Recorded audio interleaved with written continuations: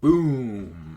Alright, boys, welcome to the video. Today's going to be a short one, but an important one. This is how to make people remember you, how to be more memorable when speaking to people in conversations. And what I'm going to be talking about today is why and how you should spike emotions in people in conversations, and why this makes you 1,000 times more memorable, especially with women. So when you spike an emotion with people, meaning you either say something or do something or kind of just the way you make them feel, it spikes some sort of emotion. Like, obviously it could be a positive emotion, but it could also be a negative emotion. That's probably a big conversation for another day. But when you spike an emotion in people, you're more likely to remember that person more. If you think to experiences with people that you remember, or things people said that you remember very well, it probably spiked an emotion in you. If someone made you feel really happy, you're going to remember that person. If someone pissed you off a lot, you're going to remember that person because it spiked an emotion in them. So the main thing is don't be boring. And what do I mean by that is it's kind of obvious. But you want to be genuine. You want to not go with the regular conversation when you're talking with someone. Don't start talking about the weather.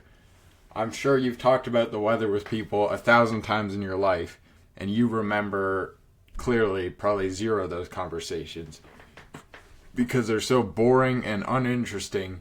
You're just not going to remember it. So talk about something that you really want to talk about. I'm not saying start arguing with a random person you just met about politics. But, you meet someone, point something out that you notice. Maybe compliment something about them. Say something you think is funny that might be a bit of an edgy joke and they might not find funny. But literally say what you want.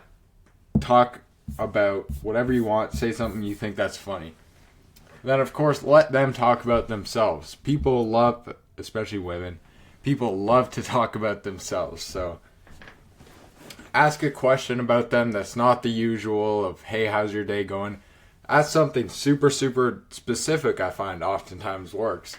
So if they say they're in school, they're in university, don't just say, oh, what classes are you taking? Say, oh, that's interesting. And then ask something that you are genuinely interested about. So maybe say, oh, what's the hardest part about that? Oh, what kind of projects are you working on in that right now? Something that you really find interesting, and if you don't find it interesting, literally just don't ask about it. Because if you don't find something interesting, you're not going to listen and be as present with them because you'll just start thinking about something else by default because you're really not interested in what they have to say. I wrote here is end on a high, especially in short conversations. Don't wait for the conversation to die. End on a high. If you guys start laughing about something, literally stop there and be like, well, it was really nice to meet you. I'll see you around. If it's a girl, that's when you would go in and say, oh, can I get your number? What, like after you have a laugh or something like that. Don't just wait for the conversation to die and then leave. Start laughing about something, maybe something you guys find funny or whatever. The emotions are high, good or bad, and there. And then that's when people will remember you. And that's also what keeps them coming back.